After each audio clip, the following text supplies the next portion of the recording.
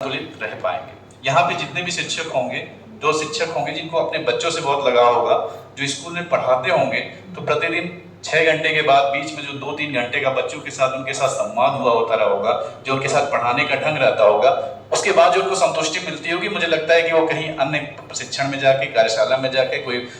संदर्भदाता के तौर पर प्रशिक्षण देके वो नहीं आती हो, क्योंकि हमारे पास एक अच्छी हैबिट डेवलप हो गई एज ए शिक्षक उसी कक्षा में रहने का, प्रतिदिन जाने का, और बच्चों के साथ हम पढ़ा रहे हैं। तो किसी को छुट्टियां नहीं कटती, किसी की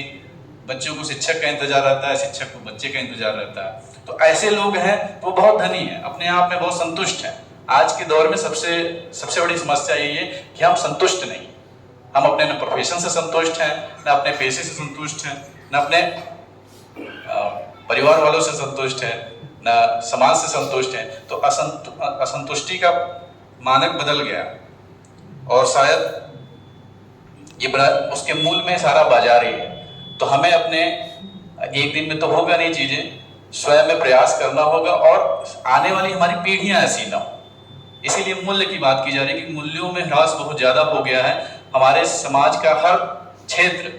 संवैधानिक का मानवीय मूल्य देख लीजिए तो केवल किताबी बातों तक रह गया है। तो बात ये हो रही है कि ये भी जो बात हो रही है, अभी बात ही चल रही है। हम लोग को कोशिश करना है अपने आप से, विद्यालयों में जाके हम अपने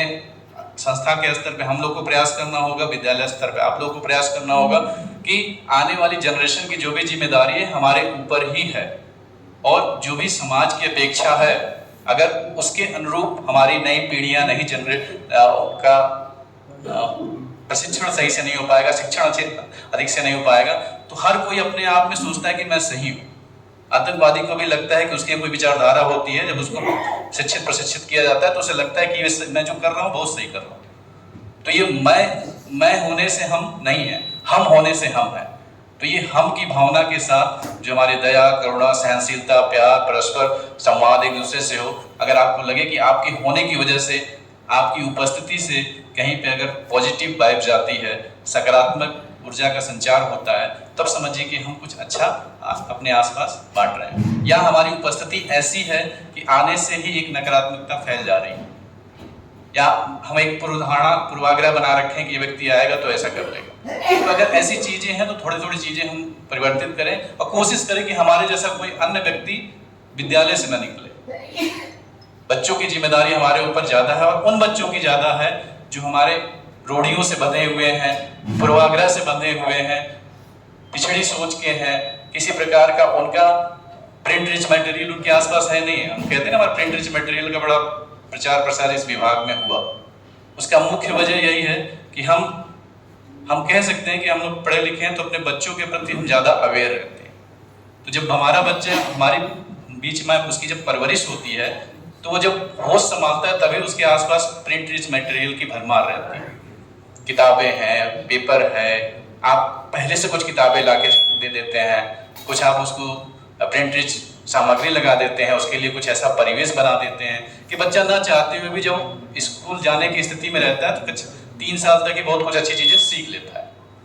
वही गैप हमारे प्राइमरी स्कूल के बच्चों में देखने को मिलता है, जिसकी वजह से वो समस्याएं मिडिल तक आती है। 6, 7, 8 के शिक्षक को बहुत समस्या फेस करना पड़ता है, और 6, 7, 8 के बाद वो बच्चे जब हमारे अन्य स्कूलों में जाते हैं तो 9, 10, 11, 12 तक अंत में हो सकता है किसी स्टेज पे जाके या तो वो शिक्षित बेरोजगार हो जाए या फिर ड्रॉप आउट हो जाए। तो हमें बस ये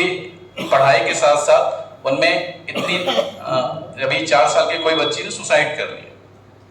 4 साल की बच्ची स्कूल के प्रेशर में, कुछ उसके साथ कुछ ऐसी मतलब बुलिंग होती थी स्कूल में, तो उसने सुसाइड कर लिया। अब 4 साल का बच्चा, हमारे समाज के 4 साल का बच्चा सुसाइड कर रहा है,